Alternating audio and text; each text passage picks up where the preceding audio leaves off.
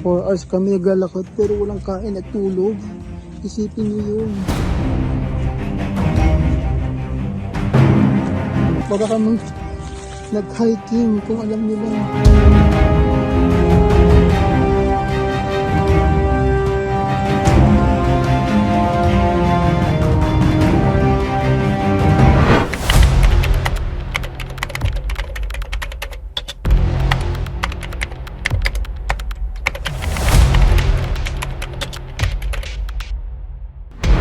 Good morning po. Magandang umaga po.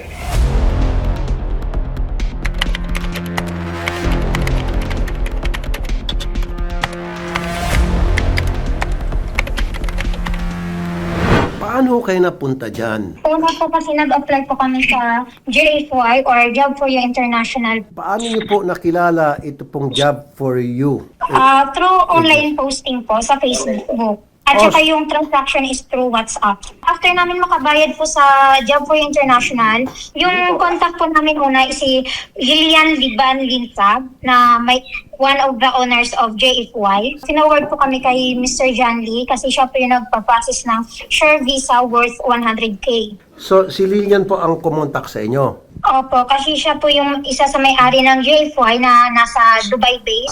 Sa WhatsApp na po kami nag-usap na ganito yung mangyayari, ganito po yung process na after 2 weeks lalabas na po yung working permit. At saka yung processing time po ng application namin is 3 to 4 months. At saan daw po yung trabaho ninyo? Czech Republic po at saka sa Poland. Okay. Opo. Ano raw po yung mga trabaho niyo sana doon? Warehouse po or factory worker. Seasonal farming po. Seasonal farming Configure po din. kami po. Okay. Apa. Magkano naman po ang pangako na sweldo? Sa akin, ang offer po sa akin ni Ma'am Lilian is 1,200 euro po. Sa akin naman, 23,600. Sa inyo naman po, magkano po? 90,000 pesos po. In pesos, 90,000 90,000. po. Hindi kayo nagduda na, teka muna, baka illegal ito. Eh bakit wala silang opisina? Bakit sa Facebook lang at saka sa WhatsApp lang kami nag-uusap at wala silang office na pisikal na para puntahan namin? So sa isipan Nagtanong na niyo, po ako niyan, sir. Okay. Pero ang sabi niyo po, wag na muna natin pag-usapan yan. Hintayin muna natin lumabas yung working permit mo. After that, may mag-a-assist sa inyo papunta sa katay-up namin na agency sa Pilipinas. saan po kayo nagkita para i-down yung 60K? Po, sinend ko po through bank. Ano pong sumunod na nangyari? Nag-antay po ako ng ilang months, siguro mga 2.5 months or 3 months. Dumating po yung working permit ko na soft copy. Doon po ako nagbigay ng another 60K. Nakapagbayad na po kayo ng 127,000. Yun na po, doon na po nagsimula yung drama ni Lilian po na wala kaming makuhang slot ganito sa sa VFS kasi puno daw sa dami na nag-a-apply. Kaya ma'am, ito naman po ma-offer namin, sure visa. Walang appearance, no embassy appearance, walang biometric. Pero ito, sure ball na ma-approve kayo. Pero yun nga lang, may pamahalan, 100K, sabi niya po. Napamahal? Opo, 100K po, sure visa daw po. O, di ba nakapagbayad na kayo 127? Opo, bukod pa po yun. So, another 100,000 100K. para sure na. Kasi yung una Opo. medyo alanganin kasi kung ano pa mga palusot. Kasi wala daw pong slot Walang na slot. makukuha sa VFS. Hindi niyo po sinabi na, refund nyo na lang po ma'am, hindi yan ang gusto namin. I tried po, sir, pero hindi niya na ibabalik. Wala daw silang Kasi nasimula na daw po nila yung process. Nakabayad na daw po sila sa associate. So, nagbigay hukulit kayo ng 100. Yes. Sumunod nun po, binigay ko na din yung passport ko, nakipagkita na rin po ako sa Makati. Sabi pa nga po ni Lilian sa akin, yung may-ari ng Rockwell, si John Lee yan, si John Lee. Nakita niyo yung tsura niya. Opo, kasi nag-research din po ako. So, Rockwell Business Center siguro, 6th floor. Ay, opo, yun po, business center tama. Hanap po si Mr. John Lee. Tapos sabi doon nung nasa, sa front desk, sino si John Lee? Wala kaming kilalang John Lee. Binigay ko po yung contact number ng assistant ni John Lee. Ito si John Lee.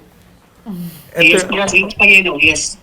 ano raw si John Lee? May-ari po ng Rockwell according to Lilian Liban Linsab. So, walang John Lee doon. Anong nangyari? Nung Wala sinabi po. walang John Lee, umalis na kayo?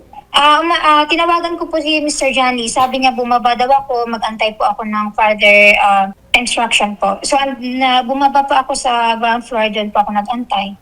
At nakita kayo doon. Hindi po. Sabi niya po sa akin, sigurado ka ba gusto mong sumabay kay Chester? Sabi ko, opo. Sabi niya, sige, ipadala mo na lang sa DHL yung passport mo.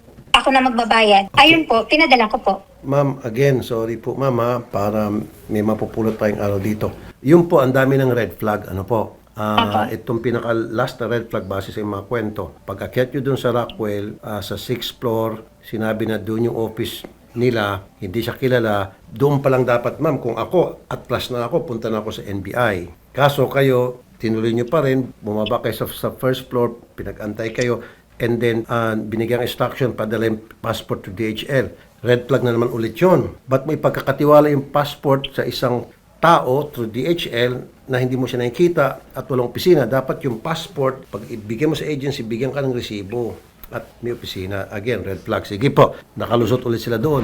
Sige po, dumating na po sa punto na kayo po'y ibibiyahe na. Nasabi na po sa inyo na ang pupuntahan nyo po ay Thailand. Hindi po kasama yung Thailand sa plano. plano. Sa usapan. From Manila po, bumiyahe po kami papuntang Zamboanga. Ano pong sinakyan nyo? Philippine Airlines po. Okay. Nag-stay po kami ng overnight sa Zamboanga Airport. Then, kinaumagahan po, lumipad po kami pa Tawi-Tawi. Kasi yun po yung connecting flight po namin. Okay. Pinayagan ho kayo matulog dun sa loob ng airport. Actually po, sir, At first po hindi kasi nagduda sila. Yes po. Saan daw po ba yung punta namin? Sabi po namin sa Tawi-Tawi. Sabi niya, anong gagawin niyo doon? marami po silang question po sa amin. Hindi man lang nila tinawagan yung mga pulis o NBI dahil kaduda-duda anong gagawin nyo sa Tawi-Tawi. Sinabi yung dahilan kung ba't kayo pupunta sa Tawi-Tawi. Yes po, nag-question lang po sila kung ano po yung gagawin. Sinabi niyo po yung totoo. Sabi namin po, aatin po ng kasal ng kaibigan namin. Ah, Kasi ayaw kaming payagan pumasok sa airport po para magstay doon ng overnight. Utusan ko lahat ng mga airport na kapag mayroong mga katulad ninyo na matutulog doon at pupunta sa medyo liblib na lugar, kailangan gagawa ng thorough investigation. Pagdating po ng Tawi-Tawi, ano pong nangyari? Nag-tricycle po kami papuntang Bungaw. Sumakay po kami doon ng lancha. Tapos from Banggao, naglansya po kayo. Yes po. Papuntang Sitangkay. Tawi-Tawi. Okay, yung pag sakay nyo ng bangka, may kasama na po kayo doon.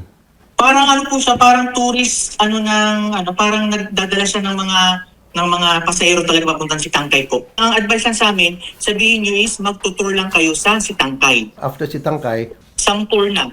Yes. sa Malaysia na po ito. Yes. Border po. From Sitangkay, dumating ka ng Simporna. Apa. Sa Simporna po, may sumalubong sa inyo. Apo. Yes po, meron po. Contact din po ni Sir John D. Ano to, Pilipino? Malaysian po. Pinadala po siya ni Mr. John D para pick upin kami. Nung sumakay po kayo ng bangka mula Bungaw, papuntang Sitangkay, wala pong Coast Guard na nag-inspeksyon Wala pong ng time lansya. ng Coast Guard na yun. Gaano kalaki po yung lansya?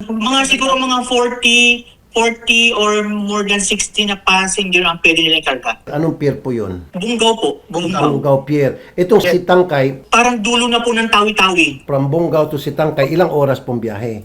2 hours po. Ano to, pampasahero o pang tourist? Pampasahero po. Pampasahero. So Yes lahat, yung mga taga-Bungaw pupunta Sitangkay, dulo ng Tawi-Tawi, sa pier na yon, wala po nag-inspeksyon ng mga taga-Philippine Coast Guard. Wala po. Wala po. Wala po kayong Wala rin suot pong police. anybody can get out of Bungaw puntang Sitangkay na Yes walang po. sita. Okay. Yes po. Sabi niyo po, bilang po kayo, mga 40 to 60 passengers. Yes po. Kasi sila po nasa taas, ako po nasa loob. Ano po nangyari nung pagsalubong sa inyo sa Malaysia, sa Simporna? Sinundo po kami pagkagabi po, sinundo po kami ng Hilux. 2 Hilux po.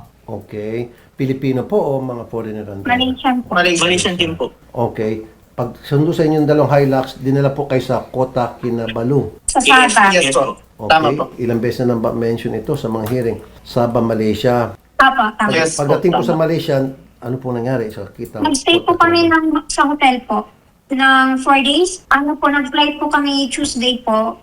Naman po siya, no passport control. Ibig sabihin po, magpo-pretend si immigration officer na mag-i-stamp siya. Aha. Pero wala sa system. Wala po kami sa system na nag-exit kami ng Malaysia or pumasok kami ng Malaysia. So pagdating ng Kota Kinabalu, Malaysia, kayo po ay lalabas na niyan papuntang Kuala Lumpur. Yes po. Tama po, Ano sir. pong sasakyan nyo? Aeroplano na po sir. At doon po sa Kota Kinabalu, meron po kayo kasamang Pilipino o Malaysian yung nagpapacilitate? Malaysian pa rin po. Pagdaan niyo po sa immigration booth, kunyari tinatatak-tatakan kayo pero hindi pala. Yes. Sasabihin po sa amin kung anong immigration counter kami pupunta. May instruction. Yes po. So example, doon kayo sa gitna lang kayo. Wala po kasi siyang numbers. Wala to number. So kailangan doon ka pumunta. So binigay sa amin yung picture or blah blah blah na ganito. Dito kayo direct pupunta, automatic alam na yan. So doon po kami, sumunod lang po kami sa instruction. So parang normal lang. Pinaiwan po kami dito kasi po, ang sabi po ni Sir John Lee, hinihintay po itong passport ko na pinadala sa Europe para sa stamping po. All the way, nandito lang din po pala sa kwarto niya. Wala po siyang stamp, walang visa at walang lahat po. Inismagal nga po kayo. Okay. Opo, ang sabi niya po nandoon po sa hintayin lang po natin yung passport mo kasi nasa Europe on the way na, then saka tayo sabay-sabay na alis Okay. papuntang Europe. Wag muna kayong umalis kasi mahirap yan, baka makulong kayo. Baka pagbintang kayo ng nag-smuggle ng droga, kung ano-ano pang plantahan kayo. Oo nga po, opo, yun.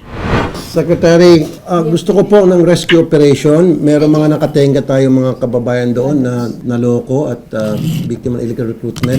Pwede ba natin sila ma-rescue in 1 hour or 2 hours? Maybe 2 hours, papupuntahan po natin doon. Opo. Intake po ako ng update, sama niyo po yung DFA and all. Salamat po, Sec, ha? Thank you po, Thank sir. you po, thank you po. Opo, thank you. Yusek, so sabihin ko na lang kay Secretary Kakdak na makipag-coordinate sa iyo para mapabilis yung rescue operation. Tama po. Sige. We wait for the details, no? Sige. Kasi right now, actually, marami tayong inuuwi na from Laos at even from Thailand, ganyan. Pero to latest batch siguro to kasi nga po, kailangan natin ipaalala sa mga Pilipino pag-a-abroad sila, dadaan dapat sa proseso para hindi sila may traffic. Okay to, Yes, sir. we'll connect, Senator. Sige po, 2 hours. We monitor ko. 2 hours, nasa kamay na kayo ng ating mga otoridad. And then, pagdating dito, susundin po namin kayo. Kakaroon po kayo ng tulong mula sa tanggapan ko, maging sa ating gobyerno. And then, Salamat po. dadalhin po natin to sa Senado para lahat ng mga sangkot ay makukulong.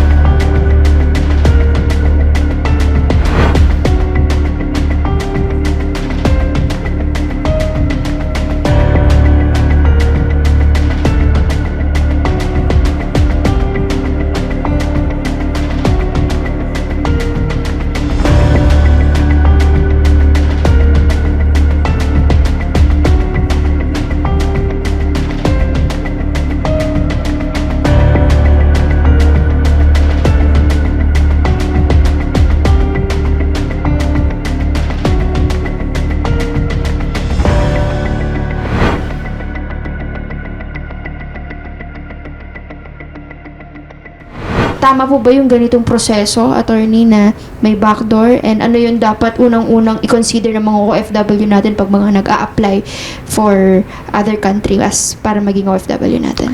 Sige. Para sa mga kababayan natin na nangangarap magtrabaho sa abroad, dapat lang naman ang paalala namin. Una, mag-apply sa isang legitimong agency. Makikita yan sa website ng Department of Migrant Workers. Pangalawang, check natin yung job order. Kung halimbawa sa kaso nila, gusto nila magtrabaho as factory worker, tapos sa Poland, sa Czech Republic, type mo lang doon, Czech Republic, Poland, lalabas na yung mga legitimate agencies na kung saan sila pwede mag-apply. Number 3, kung magbabayad man sila ng placement fee or processing fee, dapat official receipt yan. Pang-apat, makipag-transaction lang sa loob ng opisina ng lehitimong ahensya. So, yun po yung paalala natin sa mga OFW. So kung halimbawa ang offer na po ng recruiter natin or ng human trafficker natin ay backdoor, naku, major red flag yan. Kasi kung legit kayong lalabas bilang OFW, nandiyan naman ang NAIA, lalo na kung taga Luzon naman kayo or Metro Manila, as long as meron kayong legit na OEC, makakalabas at makakalabas kayo na walang problema. Anong pwede nating legal action na gawin para mahuli, makalawit natin itong mga suspects natin, ma'am? Oo, kailangan nating makipagtulungan ngayon. Una, syempre, kinukuha natin statements ang ating mga biktima. I-case build up natin yan. Sa ngayon, na nakikita namin, pwede tayo mag-file ng illegal recruitment kasi definitely walang mga lisensya to.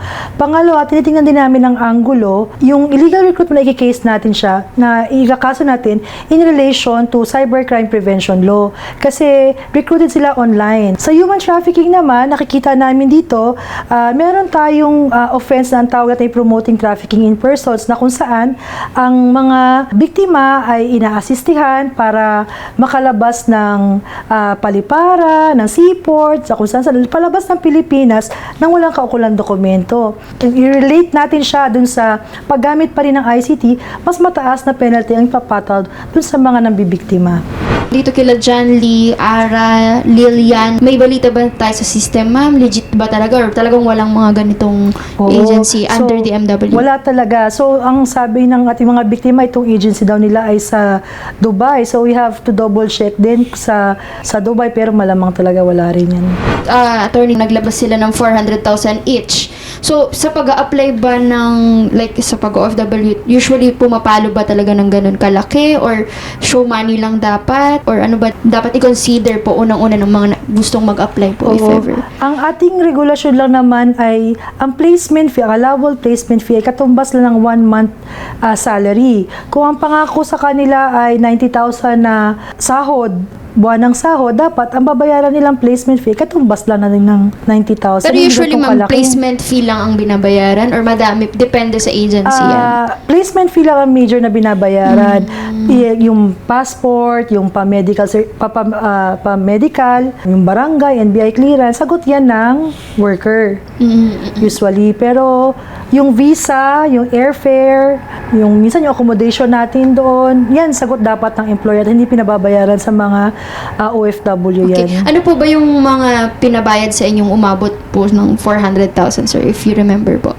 Yung working permit, sure visa, yung travel pa likod sa backdoor, work 70 plus, yung DHL, courier from Dubai to Manila, yung docs, yung RORO, tinawag kayo, yung medical namin, plane ticket namin from Thailand to Czech Republic. Actually, lahat ng sinabi niya, dapat hindi binabayaran yun ng OFW. Dapat ang may sagot doon ay employer. So, right now, ma'am, actually, meron pa silang ibang mga kasamahan na nasa Kuala Lumpur right now. So, ano latest update natin sa kanila, ma'am? And hopefully, kailan sila makaluwas? Ang latest update natin na na-issue na sila ng travel document. Ngayon, naghahanda rin yung ating Philippine Embassy, ang Migrant Workers Office. Nag-file na sila ng application para magkaroon ng appointment sa immigration sa Kuala Lumpur. So, nag-iintay lang tayo ng schedule from them. Once meron na tayong schedule, so magbabayad tayo ng mga penalties kasi yung pagpasok nila sa Malaysia, hindi siya nakarehistro sa bansang iyon. So, may magbabayad tayo ng penalty. Doon, ang computation around 600 ringgit.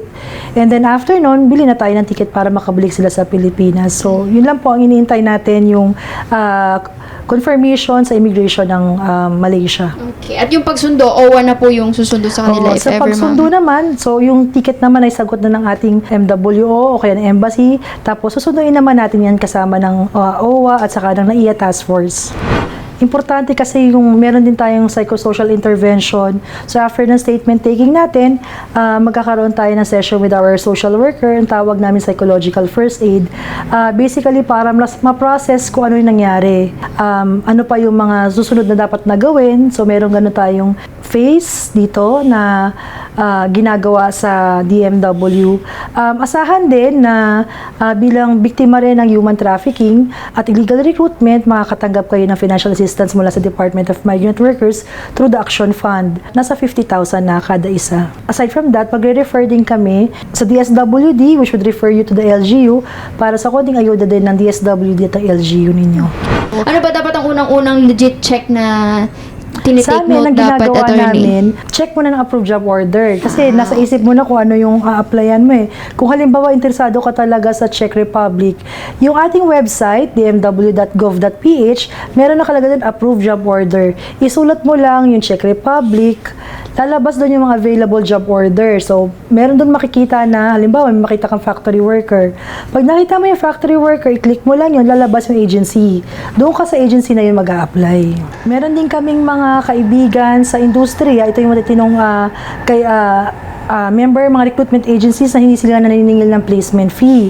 So, meron kaming partnership with them. Pwede rin namin sila i-refer dun sa, depende lang kung merong yung mga partner agencies na ay may available job order dun sa gusto nilang puntahan. So, pag-uusapan pa rin natin yung overseas employment referral. Nagpapasalamat po ako sa lahat ng sangay ng gobyerno, lalong-lalo na po yung OWA, DMW, DOJ at kay Senator Raffy Tulfo sa pagtugon ng problema namin na kinakaharap ngayon at sa tulong na binigay niyo sa amin. Maraming salamat po. Una-una sa lahat, nagpapasalamat kami kay Senator Raffy Tulfo. Unang lapit pa lang namin sa kanya is grabing tulong niya agad sa amin is todo action agad. Yun po, maraming salamat po. Para hindi mabiktima ng illegal recruitment, number 1, mag-apply sa licensed recruitment agencies. Number 2, i-check kung mayroong available job order. Number 3, kung magbabayad ng placement fee, manghingi ng official receipt. At pang-apat, makipag-transaction lang sa loob ng opisina ng isang legit na recruitment agency. At kung meron mga katanungan tungkol sa overseas employment, pwede po tayong mag-private message sa aming Facebook account, DMW Anti-Illegal Recruitment Trafficking in Persons Program.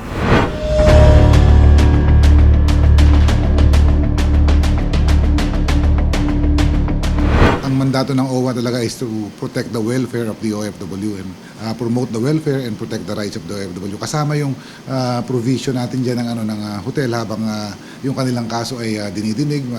Meron silang meals, provided ng meals, at yung kanilang pag-uwi sa kanilang probinsya ay iso-shoulder ng OWA. Kagaya ng pinag-usapan namin ni Admin Arnel Ignacio kagabi, ay ang instruction niya ay i-provide ng OWA ang kanilang special financial assistance. At sa ngayon ay kasama po natin si Ma'am Noemi. Ibibigay po ni Ma'am Noemi sa kanila yung financial assistance na pinrepare ng OWA. At pag uwi nyo sa inyong mga probinsya, kami po ay magbibigay ng referral doon sa region, sa OWA region na nakakasakop sa inyo para sa iba pang programa ng OWA gaya ng Balik Pinas, Balik Hanap Buhay, at kung merong psychosocial counseling doon, ibibigay din sa inyo. Isasama natin sa referral natin yun. Sige ma'am, so bali ang matatanggap po nila sir ay 10,000 each po. Tama yan, Jen. Ang kanilang special financial assistance ngayon ay 10,000. Tapos yung karagdagang financial assistance ng Balik Pinas, Balik Hanap Buhay o iba pang programa ng region ay sa region po nila ay makiklaim. Maraming salamat po sa OWA, kay Sir Arnel and Sir Attorney Villar, kay Ma'am, and especially kay Raffy Tulfo in Action, and sa lahat ng mga tumulong ng mga lalo sa Thai Embassy, sobrang bilis ng kanilang action. So maraming salamat po sa lahat. Okay, and lastly po attorney habang habang inaantay pa yung booking nila sir at dun muna daw kayo sa Kabayan sir at sagot na po lahat ng OWA yun, wala po kayong problemahin. Thank you.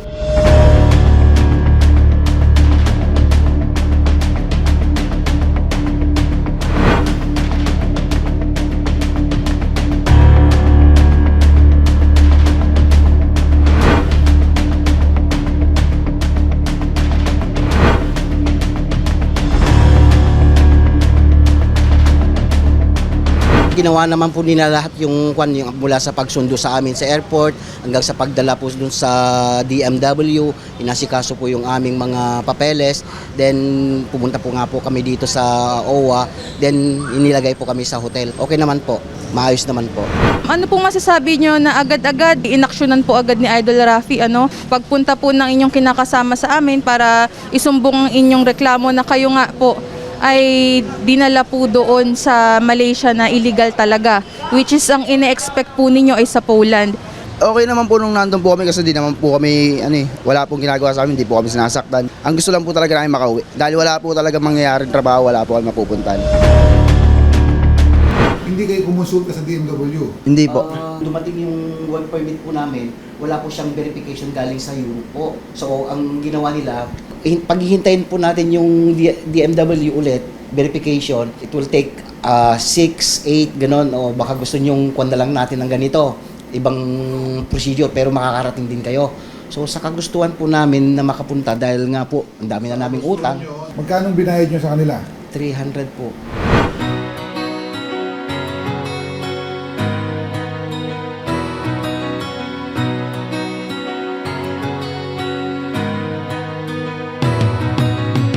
Tayo po ay kumonsulta sa website ng DMW para i-verify kung ang agency ay legitimate agency.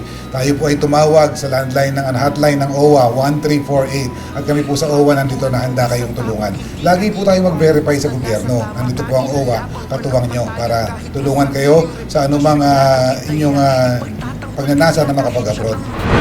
Maraming salamat po kay Idol Senator Rapi Tulfo sa agaran pong pag-action po sa amin at ngayon po ay nandito na po kami sa Pilipinas na nakaligtas po nakauwi.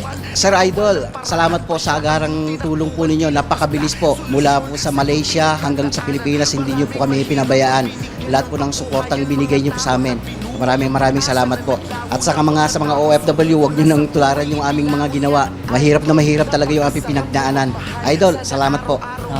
Senator Rapi Tulfo, maraming pong salamat sa agarang pong aksyon sa amin na makabalik ulit sa Pilipinas ng ligtas. At sa OWA din po, maraming salamat at sa financial assistance po na natanggap namin. Kababayan namin na naghahangad makapag-abroad, sana po doon po tayo sa legal. Huwag po yung katulad namin kung saan naging illegal ang aming pagpasok sa Malaysia. Salamat po. Maraming pong salamat sa Rapi Tulfo in Action, kay Senator Rapi Tulfo, DMW, OWA, sa Thai Embassy sa sobrang bilis silang pag-action sa amin, kay Sir Arnel Ignacio, kay Attorney Miller, at sa lahat ng mga tumulong na mga government employees. Maraming pong salamat sa lahat-lahat. So, kundi ho dahil sa inyo, hanggang ngayon is siguro nasa Thailand pa rin ho kami. Mabuhay ka, Sir Rapi. Mabuhay! Ay nagawa mong mapigilan, ikaw ang naging takbuhan ng mga inaabuso. At dahil dun saludo sa'yo ang ating Pangulo, napakasarap na merong tulad mong aming takbuhan upang makamit namin ang asam na katarungan. Dahil sa iyo di na kami pwedeng apak-apakan, wala nang mga